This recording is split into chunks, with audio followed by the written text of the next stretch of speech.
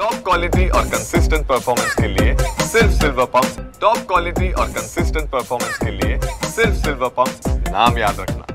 खडकवासला धरण परिसर आणि घाटमाथ्यावर गेल्या 2 दिवसापासून पावसाचा जोर जो आहे तो ओसरल्याचं पाहायला मिळतं। त्यामुळे खडकवासला धरणातून मुठा नदी पात्रामध्ये जो विसर्ग सुरू आहे तो आता कमी करण्यात आलेला आहे। सद्यस्थितीला जर आपण पाहिलं तर खडकवासला धरण साखळीमध्ये 90% पाणी पातळी आहे, तर सध्या जो मुठा नदी पात्रामध्ये विसर्ग सुरू आहे तो 12,000 क्युसेक वेगाने विसर्ग सुरू आहे। त्यामुळे गेल्या 4 दिवसापासून पुण्यातील जो बाबा भिडे पूल पाण्याखाली होता तो आज पाण्याच्या वरती आल्याचं आपल्याला पाहायला मिळतंय।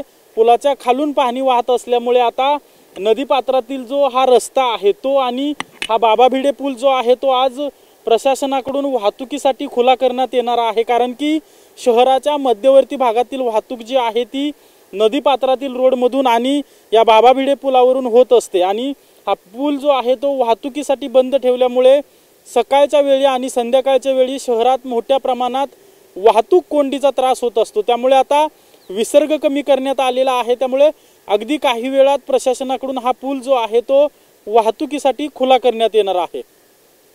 कॅमेरा पर्सन नागेशसह अजिंक्य धायगुडे, TV9 मराठी, पुणे।